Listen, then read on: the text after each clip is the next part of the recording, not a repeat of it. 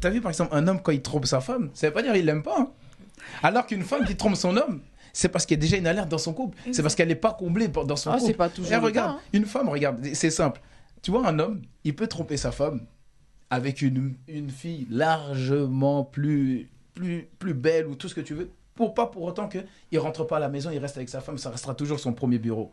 Il y a cette maxime là comme quoi quand l'homme il trompe avec le corps, avec l'esprit, c'est pas le cœur. Je t'aime mais je peux te tromper parce que c'est mon corps. exact. Donc non, ils s'en fichent de nos sentiments parce qu'au moment où ils sont en train de nous tromper, ils trompent pas avec leur cœur ils l'enlèvent, ils le déposent à côté du lit, ils montent sur le lit, ils font ce qu'ils ont à faire, ils descendent, ils reprennent le cœur Et c'est puis fini. voilà, Oui, ça y est. c'est bon, mais c'est ça. Mais c'est pas bien. T'as complètement. C'est pas bien. T'as un accès direct à votre cœur. S'il fait ça bien, ça vous rend amoureuse. Ça veut dire que, oui, et alors que nous, notre amour, il ne dépend pas de ça, tu vois. Nous, si demain, on trompe, on peut tromper, on s'en fout. Oh, elle était lourde, ok. Donc c'est banalisé. Alors, non. Les femmes, acceptez qu'on distribue de l'amour. Oh là là.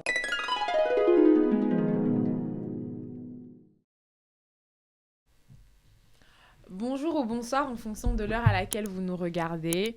Nous sommes sur une chaîne internet, Koeba, et nous sommes sur notre nouvelle émission Parlons-en. Je suis votre présentatrice du jour, je m'appelle Maria Mougou. Avant d'entrer dans le vif du sujet, nous allons faire le tour pour connaître des intervenants et les intervenantes, pour certains que vous connaissez déjà et d'autres que vous allez découvrir. Ladies and gentlemen, on commence par qui ? Honneur aux dames, c'est mieux. Quelle excuse. Les gens sont frustrés. Hein.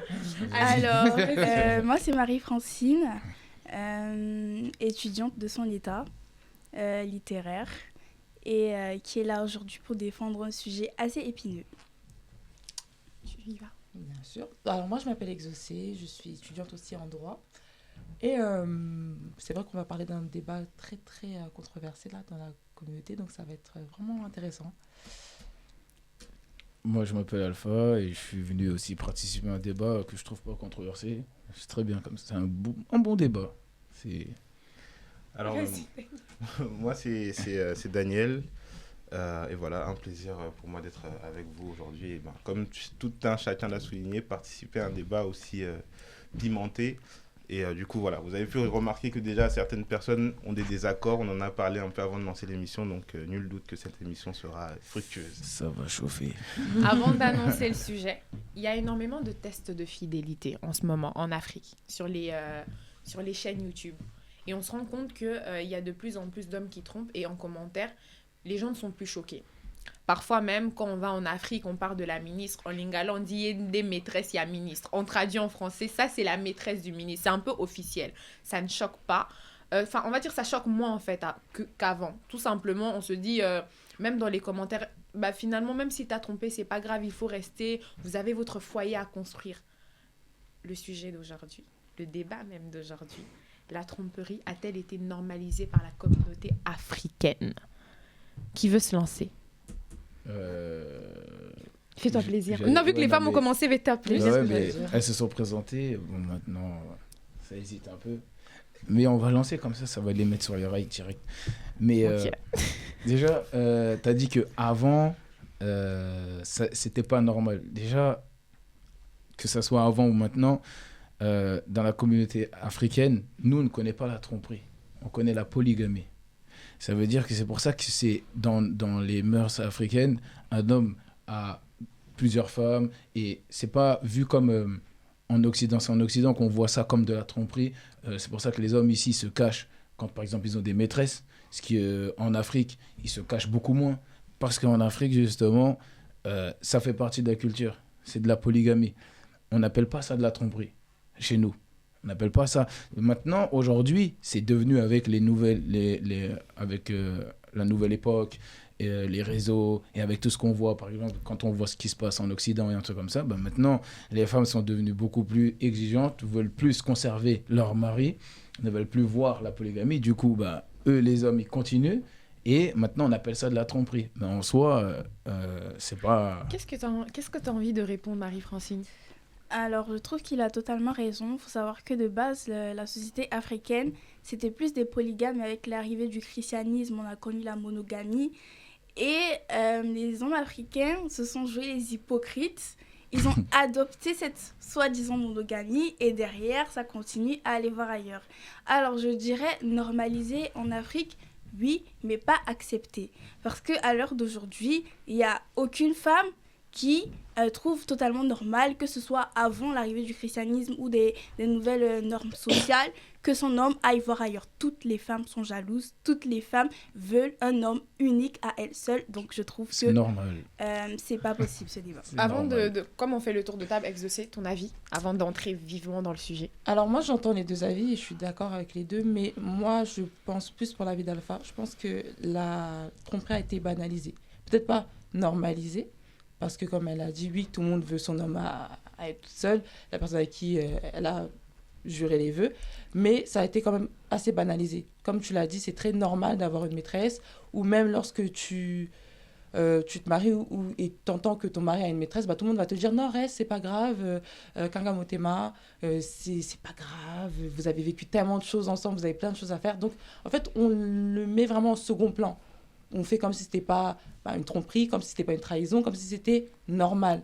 Donc oui, la tromperie a été banalisée parce que beaucoup restent après la tromperie et essayent de faire comme si ce n'était rien, comme si rien ne s'était passé, alors que c'est quand même un acte grave, d'après moi. Moi, la tromperie, déjà, évidemment, tout le monde a souligné le caractère historique de la chose avec la polygamie avant, la monogamie ensuite. Mais moi, je pense qu'aujourd'hui, la tromperie, on parle souvent des hommes à croire que la tromperie, c'est lié aux hommes. On oublie que les femmes trompent également. Les femmes trompent beaucoup. Surtout aujourd'hui qu'il y a cette émancipation avec le féminisme où on sait que certaines femmes, à l'époque, elles trompaient pas forcément parce que une femme avait besoin d'un homme pour s'établir socialement. Il fallait qu'elle reste accrochée à un homme qui pouvait lui apporter de la valeur. Aujourd'hui, les femmes peuvent entreprendre, n'ont pas forcément besoin de rester attachées à un homme. Et donc, elles se permettent, elles aussi, aujourd'hui, de pouvoir aller voir ailleurs et de pouvoir aller tromper. Donc, on incrimine la tromperie en disant que c'est un mot qui est propre aux hommes. En réalité, c'est un mot qui est propre à l'humanité, aux hommes comme aux femmes. Et donc, aujourd'hui, est-ce que c'est normalisé ? Je pense que je ne vais pas dire que c'est quelque chose de normal, parce que tromper quelqu'un, évidemment que c'est quelque chose qui relève pas forcément d'une éthique qu'on va dire recommandable. Mais exactement. Il faut dire la vérité, aujourd'hui, tout le monde trompe, surtout dans notre génération, dans la génération actuelle. On ne dit pas que c'est une bonne chose, mais c'est factuel, quoi. Après, je vais juste rajouter, mais en fait, ce qui est normalisé, entre guillemets, en fait, c'est le mot tromperie en lui-même. En Afrique, ce mot, il n'existe pas. C'est pas de la tromperie. Mais je vais juste te nuancer sur un propos. Je vais te poser une question comme ça, on va mieux aller dans ton sens et on va voir ce que les filles en pensent. Normalement, dans la polygamie, même quand on parle de la religion musulmane, on dit que la première femme doit être d'accord si l'homme décide, par exemple, de prendre une autre femme. Donc, si généralement, comme tu es en train de le dire, on parle de polygamie. Si une femme n'est pas d'accord, pourquoi tu décides en fait de prendre une autre femme ou décides de prendre une maîtresse qui est cachée, sachant que ta femme ne va pas forcément être au courant ou elle va découvrir ça de manière ouverte, parce que souvent les femmes parfois elles peuvent découvrir sous les réseaux sociaux, ou bien tout le monde peut être au courant que il a une maîtresse mais personne ne dit rien. Alors déjà il faut savoir un truc, si on met l'aspect religieux, parce que déjà c'est pas la religion qui a mis la polygamie en Afrique. En Afrique ça a toujours été comme ça, c'est ancestral. Mais si on met la religion là-dedans, dans la religion, la polygamie est autorisée. Et elle n'a pas le droit d'être refusée. Laquelle des religions ? La polygamie, que ce soit islam, christianisme, juif, tout ce que tu veux, ce ne sont pas des choses que tu choisis et tu dis « non, moi je veux ou je ne veux pas ». C'est dire que c'est un truc que si tu as la vraie religion et que tu as vraiment accepté la religion, c'est un truc, ok, j'accepte ça. Je ne sais pas que je renie une partie du livre et j'accepte l'autre. Maintenant, je veux juste revenir sur le côté normalisé de la chose. En fait, ce qui est, on va dire, normalisé, entre guillemets, la tromperie, on dit que l'homme, comme il l'a dit, c'est toujours inhérent à l'homme quand on parle de tromperie. Ce qui n'est pas normal aujourd'hui, c'est de voir les femmes le faire.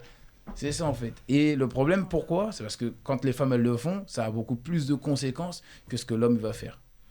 Largement. C'est dû à cette banalisation alors. Totalement parce que choquée. c'est le même acte. Totalement choquée. Vas-y Marie-Francine. Alors, si on revient à la banalisation, comme Marie l'a dit, aujourd'hui dans l'éducation des femmes, nos mères, ça se transmet de mère en fille. On te le dira, même avant que tu te maries. T'inquiète, ton homme, il va te tromper. On nous a tous trompés. Voilà, tu restes, t'inquiète pas. Les hommes, c'est comme ça. Ils sont comme ça. Pas chez moi. Alors, ils sont comme ça. Je sais pas, ça vient d'où cette théorie absolue que l'homme ressent un besoin incroyable d'aller voir ailleurs, même quand il a tout à la maison. Alors, Alpha vient de dire, oui, quand la femme trompe, il y a plus de conséquences. Excusez-moi, mais vous nous brisez le cœur. C'est-à-dire, la femme, c'est pas juste quelqu'un qui est là, et quand on la trompe, ça ne veut rien dire et tout. Quand une personne t'aime infiniment, quand une personne te fait des enfants, quand une personne s'occupe de ta maison, s'occupe de toi, et que derrière, tu vas dépenser ton argent avec une autre femme, tu délaisses ton foyer, tu délaisses ta femme, tu délaisses tes enfants, excuse-moi, mais c'est des conséquences. Donc, pourquoi, quand la femme trompe, il y a plus de conséquences? Je n'en vois aucune, en fait. Regarde, c'est simple. La femme, quand elle trompe, ça a beaucoup plus de conséquences, et les conséquences, elles peuvent être dramatiques. Là où la femme, à part, comme elle dit, j'ai mal au cœur, c'est le seul truc que tu peux avoir. L'homme peut se faire détruire. Mais elle se fait humilier derrière. D'accord. Parce qu'il y a des filles qui la regardent comme ça. Ton homme, il se balade n'importe où. L'homme, il ramène des maladies infectieuses au foyer parce qu'on ne sait pas, il traîne où. Après, il fait des enfants dehors. La succession, c'est des problèmes. Excusez-moi, mais autant de conséquences. Maintenant, je vais te donner la conséquence qui est pire que ça. Oui. Toi, quand par exemple, demain, je vais être avec toi, je vais te faire des enfants. Tu vois, ton amour que tu vas avoir pour moi, il va carrément diminuer. Tout ton amour, il va être tourné vers les enfants. Ça veut dire que, en vrai, bon, je vais m'amuser un petit peu. On est des distributeurs d'amour. C'est-à-dire qu'on te fait connaître l'amour. On te fait découvrir les enfants, on donne des enfants. Un tel, t'es heureux. C'est pour ça qu'aujourd'hui, les femmes, quand elles sont célibataires avec des enfants, elles arrivent à tenir longtemps. Elles arrivent à tenir longtemps parce que... Je vois le regard d'Exaucé, je vais te couper. Non, attends, je vais juste... J'essaie de voir la fin. Exaucé, tu prends la parole après. Après Exaucé, ce sera une petite pause. Vas-y, finis. Regarde, mais maintenant, je vais te dire pourquoi la conséquence d'une femme qui va tromper est beaucoup plus dramatique. Parce qu'aujourd'hui, une femme qui va tromper, elle tombe enceinte à l'extérieur, ok ? Elle ramène ça chez nous. Et combien d'hommes on a vu se suicider même après avoir appris que l'enfant qu'ils ont éduqué n'est pas le leur, mais celui d'un autre, de celui de la tromperie, ce que tu n'auras jamais avec moi. Parce que tu es sûr que c'est mon enfant et c'est le tien. Oui, alors que moi, tu peux me tromper. Non, regarde, mon enfant, par exemple, si toi et moi on a un enfant, c'est notre enfant, tu le sais. Mais si tu vas me tromper et que tu peux me faire croire que l'enfant qu'on a là, c'est à moi, alors que ça se trouve, c'est pas à moi, c'est un autre. Cette conséquence est beaucoup plus grave que toi qui vas apprendre que j'ai eu des enfants ailleurs. Mais ça, on reste dans des ressentis du coup. On reste dans des ressentis, dans des deux émotions. C'est pas un ressenti. Regarde aujourd'hui, on a beaucoup d'études sur ça. Non mais je comprends, Exaucé, vas-y. En fait, j'ai envie de dire pauvre chou. C'est mignon en fait. Bah oui. Parce qu'en fait, je sais pas. En fait, c'est marrant parce que il y a souvent ce truc de l'être suprême, de l'être dont les sentiments doivent être épargnés à tout prix parce que oui, voilà, il y a un enfant, etc. Mais en fait, l'enfant, d'accord. Peut-être que c'est pas grave. C'est pas que c'est pas grave. Je dis pas que ce n'est pas grave. Mais vous aussi, vous emmenez parfois des gens. Mais d'accord, maintenant l'enfant, si elle te fait croire que voilà, et puis ça pète, il y a pas de souci. Tu peux décider de l'élever ou pas. Quoi? Mais tu crois que c'est aussi simple? T'imagines, tu découvres que ton enfant qui est là, que tu as éduqué, c'est ton enfant là que tu as... Non, c'est pas la même chose. Mais attends, regarde. C'est comme... Donc, c'est pas aussi grave que de découvrir que l'homme que tu as promis d'aimer, qui a promis de t'aimer, qui rentre chez toi tous les soirs, qui prend soin de tes enfants, qui te fait monts et merveilles, et aller enceinter quelqu'un d'autre. Oui, c'est moins grave. La conséquence est moins grave. C'est moins grave. C'est moins grave pour toi. Pour tes sentiments à toi, pour l'homme peut-être. Regarde, je vais te poser une question. D'accord. Combien de femmes, et carrément on peut regarder tout de suite sur nos téléphones, sur Internet, tu regardes les statistiques, tu regardes tout ça, ok? On ne va pas inventer, on va pas inventer l'eau chaude.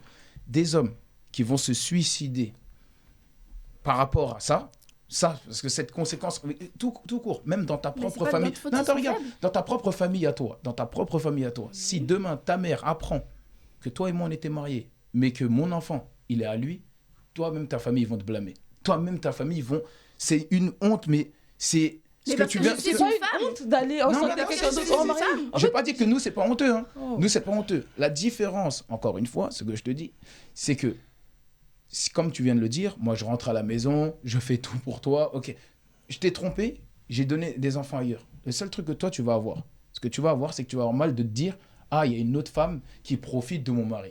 C'est tout. Non. Alors que moi... Le seul truc qu'il va me dire, c'est que mon mari m'a trompé, m'a estorqué. C'est pas spécialement la femme, parce que je trouve que c'est vraiment rejeter la responsabilité sur quelqu'un. J'aime bien ce débat et on va le continuer dans 2 minutes parce qu'on va marquer une courte pause. Okay. La partie 2 de ce débat, donc le débat dans son entièreté, se trouve dès à présent sur la nouvelle chaîne YouTube que nous venons de créer qui se nomme Parlons-en. Alors, Parlons-en, pour être très simple, c'est un nouveau concept où on fera des débats sur des relations hommes-femmes, des relations dans la famille, pourquoi pas des relations amicales. Donc, si vous savez que ce type de contenu est susceptible de vous intéresser, n'hésitez surtout pas à vous abonner à la chaîne. Je vous mets la capture à l'écran et je vous mets également le lien en description. N'hésitez pas également à partager la chaîne autour de vous. Quant à moi, je vous dis à la semaine prochaine dans Koeba pour une émission très spécial. Je vous dis à très bientôt.